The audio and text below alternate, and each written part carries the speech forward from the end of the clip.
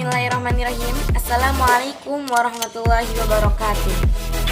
Innal hamdalillah nahmaduhu wa nasta'inuhu wa nastaghfiruh wa na'udzu billahi min syururi anfusina wa min sayyiati a'malina. May yudhlilillahu fala mudhillalah wa may yudhlilhu fala hadiyalah.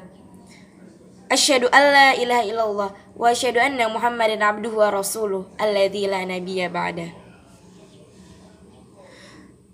Saya di sini ingin menyampaikan pidato hadis yang bertemakan tidak halal darah seorang muslim kecuali karena 3 alasan.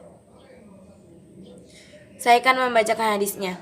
An Ibnu Mas'udin radhiyallahu anhu qala Rasulullah sallallahu alaihi wasallam la yahillu damu mri'in muslim illa bi ihda salasin as-sayyibu zani wan nafsu bin nafsi wat tariqu lidin mufariqu lil jamaah.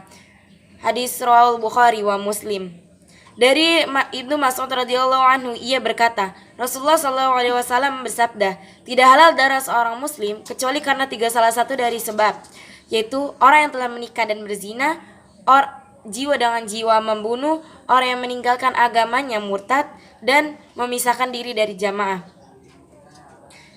Hadis riwayat Bukhari dan Muslim.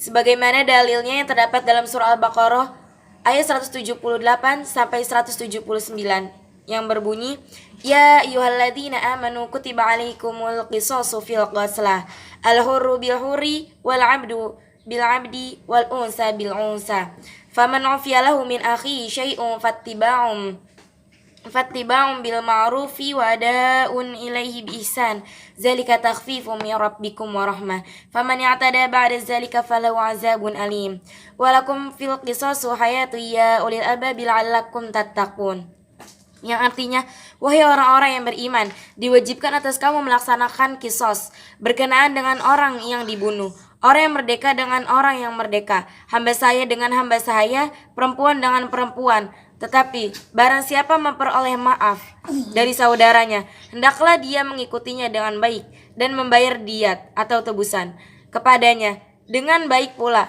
Yang demikian itu adalah keringanan dan rahmat dari Tuhanmu. Barang siapa melampaui batas karena itu, maka ia akan mendapat azab yang sangat pedih.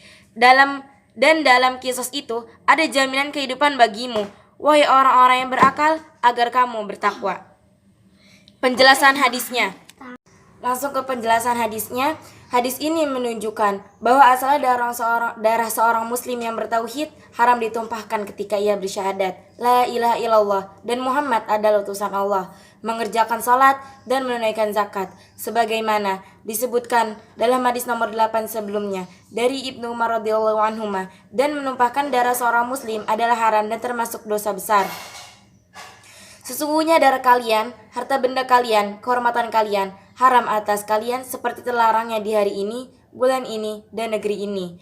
Dosa membunuh seorang mukmin lebih besar daripada hancurnya dunia. As-sayyibu zani adalah siapa saja yang telah menikah dengan pernikahan yang sah, lantas berzina. Hukumannya adalah rajam, dilempari batu sampai mati. Jiwa dibalas dengan jiwa, yaitu ketika muslim membunuh muslim. Yang tidak termasuk dalam bahasan ini adalah jika muslim membunuh kafir, misal ketika peperangan.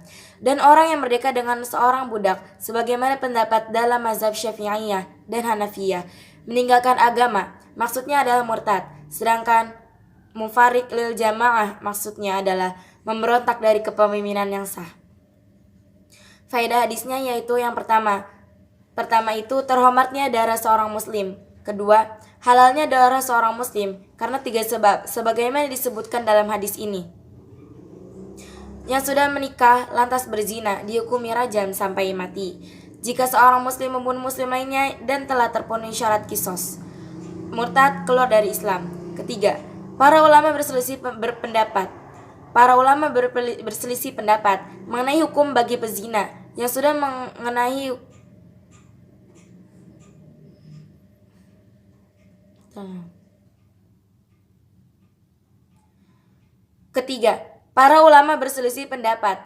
hukuman bagi pezina yang sudah menikah, apakah dihukum dengan cambuk terlebih dahulu, lalu rajam, ataukah rajam saja. Kebanyakan ulama memilih hanya dikenakan hukuman rajam saja. Keempat, as-sayyibu zani, dikenakan hukuman rajam jika terbukti dengan 4 orang saksi atau ia mengakuinya sendiri. Kelima, meninggalkan jam'ah yang dimaksud dalam hadis adalah 1. Meninggalkan agama yang benar. Kedua, yaitu memberontak pada pemerintahan yang sah. Keenam, yang boleh menjalankan eksekusi mati ini adalah imam kaum muslimin, tidak bisa dijalankan serampangan oleh orang lainnya. Cukup sekian yang dapat saya sampaikan. Yang benar datang dari Allah dan yang salah datang dari saya sendiri. Semoga kita selalu dalam lindungan Allah Subhanahu wa taala di kala pandemi ini. Akhirul kalam, wassalamualaikum warahmatullahi wabarakatuh.